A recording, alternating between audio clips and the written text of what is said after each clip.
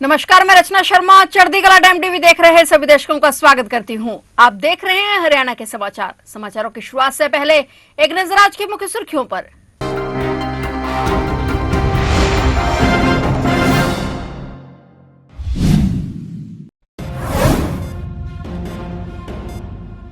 Haryana CM आवास पर BJP की अहम बैठक, एसआई और संगठन पर फोकस। मंत्री और 2024 के प्रत्याशी जुटे।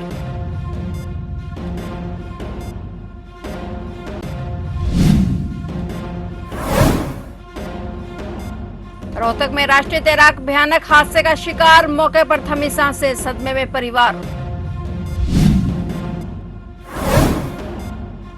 रोहतक में चलती कार में अचानक लगी आग, 5 लोगों ने कूदकर बचाई जान। अचानक लगी आग से मचा हड़कंप।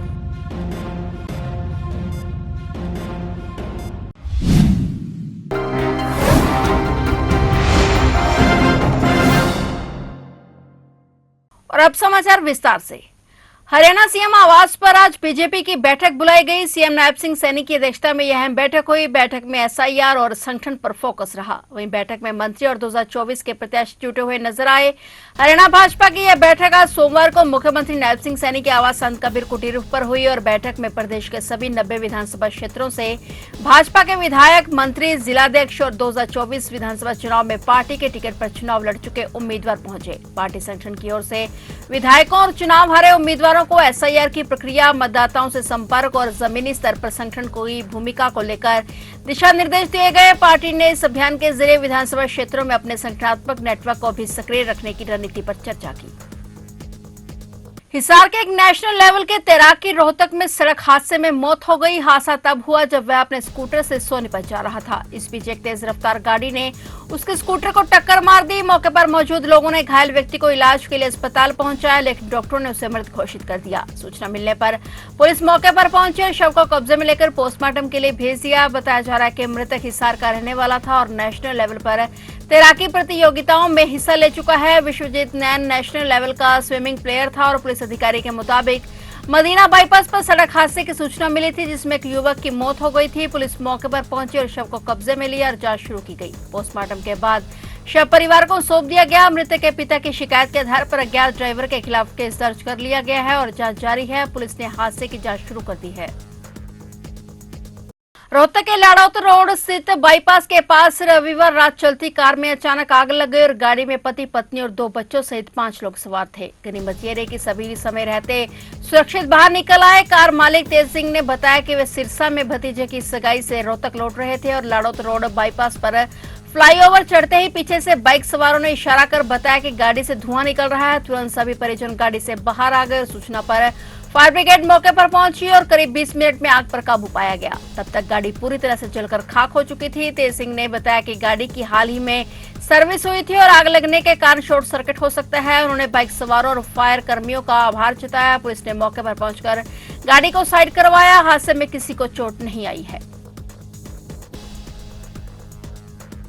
सचखंड वासी संत पंडित निश्चल सिंह जी और सचखंड वासी संत त्रिलोचन सिंह जी की पावन स्मृति को समर्पित वार्षिक बरसी समारोह डेरा संतपुरा मॉडल टाउन यमुनानगर में श्रद्धा, भक्ति और उत्साह के साथ आयोजित किया जाएगा। 18 अगस्त को गुरबानी श्रवण के लिए श्री अखंड पाठ साहिब की आरंभता होगी, जबकि 21, 22 और 23 अगस्त को विशाल धार्मिक समागम आयोजित किए जाएंगे। इस अवसर पर पंथ के प्रसिद्ध संत महापुरुष रागी जत्था, ढाडी जत्थे और प्रचारक पहुंचकर गुरबानी, कीर्तन, कथा, विचार और गुरमत संदेश के माध्यम से संगत को निहाल करेंगे। समारोह की जानकारी देते हुए सेवापंथी अडर शाही सभा एवं संत निश्चल सिंह जी संतपुरा यमुनानगर ट्रस्ट के अध्यक्ष महंत करमजीत सिंह ने बताया कि बरसी समारोह की शुरुआत 18 अगस्त की रात 9 बजे श्री अखंड पाठ साहिब की आरंभता के साथ होगी। संतों की पावन स्मृति में आयोजित किया जा रही है बरसी समारोह बड़ा ही उत्साह और श्रद्धा के साथ मनाया जाएगा। उन्होंने कहा कि 22 अगस्त को हरियाणा के मुख्यमंत्री नायब सिंह सैनी गुरु नानक गर्ल्स कॉलेज पहुंचेंगे, जहां उनका स्वागत किया जाएगा और इसके बाद मुख्यमंत्री नायब सिंह सैनी डेरा संतपुरा पहुंचकर सचखंडवासी संत पंडित निश्चल सिंह जी और सचखंडवासी संत त्रिलोचन सिंह जी की बरसी समारोह में शिरकत करेंगे और संतों को श्रद्धा सुमन अर्पित करेंगे। संत निश्चल सिंह जी और संत त्रिलोचन सिंह जी बरसी हर साल बड़े स्वरूप मनाई जाती है और समूह गुरु नानक नाम लेवा ते दूसरिया संगतां भी ਕਿੱਥੇ ਇਸ ਇਲਾਕੇ ਦੇ ਲੋਕ ਇਸ ਦਿਨ ਨੂੰ ਉਡੀਕਦੇ ਨੇ, ਉੱਥੇ ਨਾਲ ਨਾਲ ਪੂਰੇ ਦੇਸ਼ ਭਰ ਦੀਆਂ ਵਿਸ਼ਵ ਭਰ ਦੀਆਂ ਸੰਗਤਾਂ ਇਸ ਦਿਨ ਦੀ ਉਡੀਕ ਰੱਖਦੀਆਂ ਹਨ, ਕਿਉਂਕਿ ਇਹ ਸਾਰਾ ਪ੍ਰੋਗਰਾਮ ਲਾਈਵ ਟੈਲੀਕਾਸਟ ਹੁੰਦਾ ਹੈ ਔਰ ਪ੍ਰਸਿੱਧ ਰਾਗੀ ਜਥੇ, ਢਾਡੀ ਜਥੇ, ਅੱਛੇ ਗੁਣੀ ਗਿਆਨੀ संत महापुरुष इस प्रोग्राम में शामिल होंगे। पुलिस तो हमेशा लोगों की सुरक्षा के लिए तैनात रहती है, लेकिन अंबाला में पुलिस के रिटायर्ड कर्मचारियों ने खुद पुलिस कर्मियों की सुरक्षा को लेकर ही प्रदर्शन किया। पुलिस कर्मियों पर हो रहे हमलों के विरोध में सेवानिवृत्त पुलिस कर्मचारियों ने सरकार के नाम ज्ञापन सौंपा और मांग की कि ड्यूटी के दौरान पुलिस कर्मियों की सुरक्षा सुनिश्चित की जाए। वहीं दिल्ली अमृतसर नेशनल हाईवे पर हुई घटना में घायल पुलिस कर्मियों के लिए भी सरकार से सख्त कार्रवाई और सम्मान की मांग की गई। मांग ये है, हमने जिस टाइम भर्ती हुए थे, जिस टाइम हमने भी ट्रेनिंग पूरी की थी, हमने भी ओथ ली थी संविधान की, भाई हम भी जो है ना अपने कर्तव्यनिष्ठ और ईमानदारी से काम करेंगे और बैड एलिमेंट्स को जो है ना समाज के लोगों को बैड एलिमेंट से बचाएंगे। लेकिन हम तो बचाएं तब जब हमारे ऊपर ही बैड एलिमेंट्स आके हमला करते हैं और जिनको हमारे जो अपोजिशन के लीडर्स हैं कई, उनको जाके सपोर्ट करते हैं और पुलिस के काम को कंडेम करते हैं। आगे उन्होंने पुलिस से इतनी हमदर्दी नहीं है या इतनी एलर्जी है तो अपनी स्कूटी छोड़ दें, प्राइवेट स्कूटी लेके जाए, पब्लिक के बीच में घूमे। उसको कहते हैं हमने पुलिस से नहीं सिक्योरिटी लेनी है, तो पता लग जाएगा दाल आटे का भाव क्या है। तो हमारी मांग है जो भी बैड एलिमेंट्स आए थे नियर बाई स्टेट से, तो उसकी जो है ना उनको अरेस्ट किया जाए और इनकी जांच जो है ना NIA से कराई जाए। कर्मचारी और जो घायल पुलिसकर्मी है उनके परिवारजन यहाँ पे आए हैं और उनमें उन्होंने रोष प्रकट किया है कि पुलिस पे बार बार हमले हो रहे हैं और कुछ शरारती तत्व है माहौल को खराब करते हैं, पुलिस पे हमले करते हैं और उनके खिलाफ सख्त कार्रवाई की जाए। तो उसके बारे में हमने इनको आश्वासन दिया है कि पुलिस परिवार के साथ हम बिल्कुल खड़े हैं, इनके साथ इनका उपचार का पूरा ध्यान दिया जा रहा है। हमने इनसे मुलाकात भी की है सभी पुलिस कर्मचारियों से, अभी इनकी स्थिति ठीक है। इनको हमने फाइनेंशियल सपोर्ट भी देने की और साथ में इनका जो भी सपोर्ट चाहिए इनको, उसके बारे में हम लोग साथ में खड़े हैं। जो घायल हुए हैं अभी जो 9 कर्मचारी घायल हुए हैं उसमें DSP वीरेंद्र का जो है ट्रीटमेंट सर्जरी हो चुकी है, 5-6 घंटे सर्जरी हुई और अभी भी थोड़ी स्थिति नाजुक है। वो अभी डॉक्टर्स वगैरह देख रहे हैं कि अंगूठा काम करेगा या नहीं करेगा। अभी एक बार सर्जरी तो कर दी है परंतु अभी भी वहाँ पे वार्ड के अंदर ही है DSP और हमने मुलाकात की है। बाकी पुलिस कर्मचारी हैं वो उनका उपचार चल रहा है, वो भी अभी ठीक है, उनकी स्थिति ठीक है। वंदे मातरम के कथित अपमान को लेकर यमुनानगर में भाजपा कार्यकर्ताओं का गुस्सा सड़कों पर दिखाई दिया। भाजपा कार्यकर्ताओं ने कांग्रेस के खिलाफ प्रदर्शन करते हुए कैंडल मार्च निकाला। इस दौरान कार्यकर्ताओं ने वंदे मातरम के सम्मान और राष्ट्र भावना से जुड़े प्रतीकों की गरिमा बनाए रखने की मांग उठाई। प्रदर्शन में यमुनानगर विधायक घनश्याम दास अरोड़ा, भाजपा जिला अध्यक्ष राजेश सप्रा सहित पार्टी के कई नेता और कार्यकर्ता मौजूद रहे। भाजपा नेताओं ने कांग्रेस कार्यालय में वंदे मातरम के कथित अपमान का आरोप लगाते हुए कहा कि राष्ट्रीय गीत देश की आजादी की लड़ाई और राष्ट्रीय भावना से जुड़ा हुआ है, ऐसे में इसके सम्मान में किसी भी प्रकार का समझौता नहीं किया जा सकता। वंदे मातरम का अपमान 15 अगस्त को कांग्रेस के केंद्रीय कार्यालय में श्रीमती सोनिया गांधी की उपस्थिति में खड़गे और राहुल ने किया। भारतीय जनता पार्टी इस अपमान को कभी सहन नहीं कर सकती और देश का प्रत्येक नागरिक उनके स्वभाव से अपने आप को अपमानित महसूस कर रहा है। भारतीय जनता पार्टी के प्रत्येक कार्यकर्ता ने सारे भारतवर्ष में आज इस समय कैंडल मार्च निकालकर अपना रोष प्रदर्शित किया है और परमपिता परमात्मा से प्रार्थना की है कि परमात्मा उनको सद्बुद्धि दे और वो वंदे मातरम का गान जहाँ पर हो रहा है उसका पूरा मान सम्मान करें और पूरे राष्ट्रगान को वो सुने। हरियाणा से गुरुद्वारा मैनेजमेंट कमेटी के ऑब्जेक्टिव मेंबरों की मीटिंग मुख्य दफ्तर कुरुक्षेत्र में हुई। हरियाणा से गुरुद्वारा मैनेजमेंट कमेटी के महासचिव अंग्रेज सिंह रनिया ने अंबाला विवाद पर बोलते हुए कहा कि इस मुद्दे को लेकर एग्जेक्टिव मेंबरों की मीटिंग हरियाणा के मुख्यमंत्री नैब सिंह सैनी से चंडीगढ़ में हुई है और उनके सामने जो 3 मांगे हैं वह रखी गई हैं। अंग्रेज सिंह रनिया ने कहा कि मुख्यमंत्री ने उन्हें आश्वासन दिया है कि इस मामले का जल्द से जल्द हल किया जाएगा और इस मौके पर उनके साथ सीनियर मित प्रधान गुरमीत सिंह, विशेषण सदस्य रुपेंद्र सिंह, जोखड़ा गुरतेज सिंह, अंबाला भूपेंद्र सिंह, लाडी सोकड़ा आदि मौजूद रहे। ਜਿਹੜਾ ਪਿਛਲੇ ਦਿਨਾਂ ਦੇ ਵਿੱਚ ਕਾਫੀ ਤਕੜਾ ਵਿਵਾਦ ਜਿਹੜਾ ਆਪਣੇ ਹਰਿਆਣੇ ਦੇ ਵਿੱਚ ਹੋਇਆ ਇੱਕ ਬੰਦਾ ਪੰਜਾਬ ਤੋਂ ਆਇਆ, ਉਹਨੇ ਆ ਕੇ ਸਾਡੇ ਸਾਰੇ ਮਾਹੌਲ ਨੂੰ ਖਰਾਬ ਕੀਤਾ। ਉਹਦੀ ਜਿਹੜੀ ਇੰਟੈਂਸ਼ਨ ਸੀ, ਉਹਦੀ ਜਿਹੜੀ ਸੋਚ ਸੀ, ਉਹ ਚੰਗੀ ਨਹੀਂ ਸੀ। ਉਹਦੇ ਆਉਣ ਤੋਂ ਬਾਅਦ ਮਾਮਲੇ ਉੱਥੇ ਝਗੜਾ ਹੋਇਆ ਜਦੋਂ ਮੁੰਡੇ ਦੇ ਉੱਤੇ ਗੱਡੀ ਚੜੀ। ਉਸ ਗੱਲਾਂ ਨੂੰ ਸਾਰਿਆਂ ਨੂੰ ਤੁਸੀਂ ਸਾਰੇ ਜਾਣਦੇ ਹੋ, ਉਹਨਾਂ ਨੂੰ ਰਿਪੀਟ ਕਰਨ ਦਾ ਨਹੀਂ ਫਾਇਦਾ। ਜਦੋਂ ਸਾਡੀ ਸਾਧ ਸੰਗਤ ਨੇ ਵੇਖਿਆ ਵੀ ਮੁੰਡੇ ਤੇ ਗੱਡੀ ਚੜੀ ਹੈ, ਗੁੱਸਾ ਆਇਆ ਸੰਗਤ ਨੂੰ, ਉਸ ਤੋਂ ਬਾਅਦ ਉੱਥੇ ਲੜਾਈ ਹੋਈ।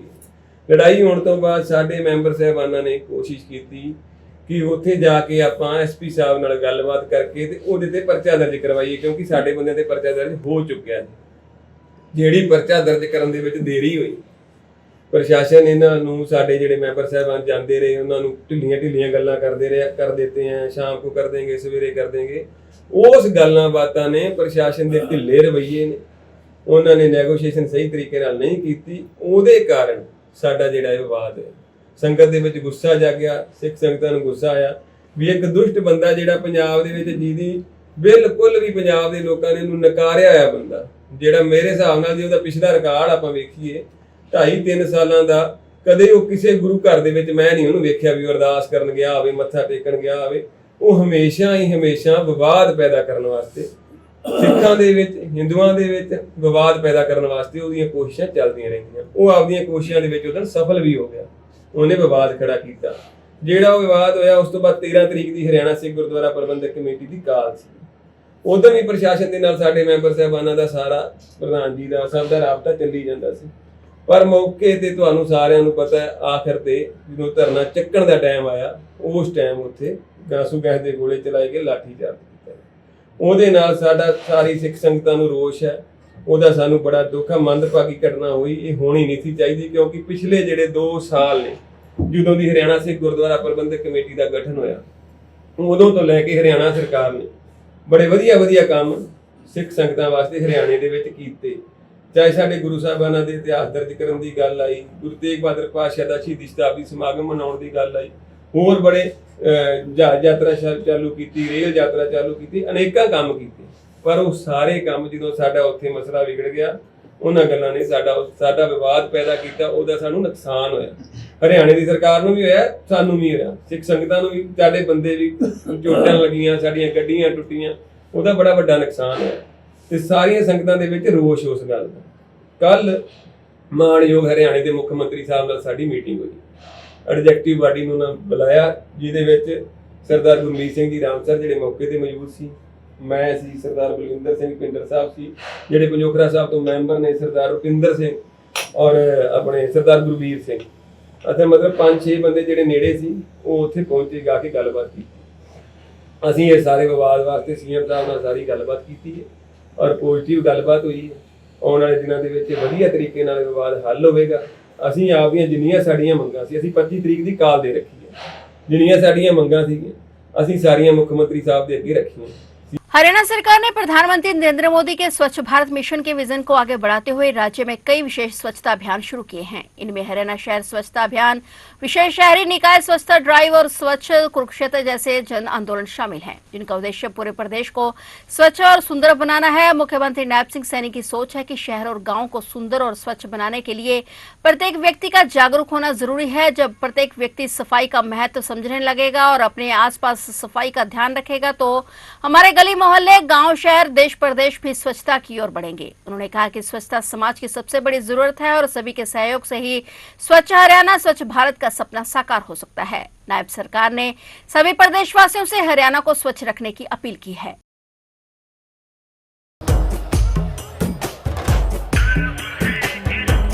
तिरंगे पर सारे जहां को ये बताएंगे। भाई ये बेस्ट है, इसी पे रील बनाएंगे। हाँ तो पहले मेरी बना। तेरी? हाँ चलो। गर्व है इस तिरंगे पर सारे जहां को ये बताएंगे। आई ठीक? एक शॉट और लेते हैं। चल कर कर कर चल। अच्छा एक जल्दी कर। हाँ स्टार्ट। गर्व है इस तिरंगे पर सारे जहां को ये बताएंगे। इस बार बनी होगी। हाय गाइस, हाय। क्या हो रहा है? रील बना रहे हो रील इंडिपेंडेंस डे के लिए? यस। क्या गाना है? गर्व है इस तिरंगे पर सारे जहां को ये बताएंगे। क्या बात है, गर्व है तुम लोगों को अपने तिरंगे पर।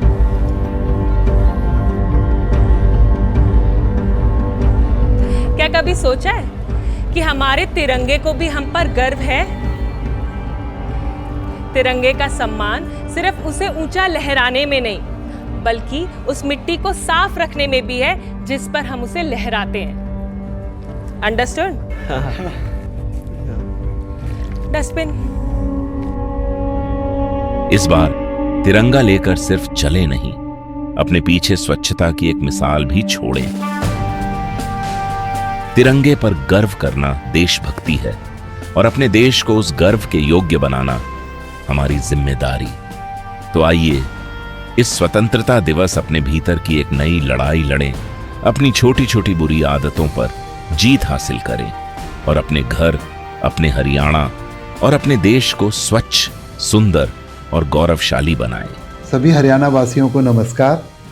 इस स्वतंत्रता दिवस पर हम एक संकल्प लें कि सिर्फ हम तिरंगा ही ना लहराएं, एक संकल्प भी लें कि हम स्वच्छता अपनाएंगे और तिरंगे का मान बढ़ाएंगे। बहुत बहुत धन्यवाद।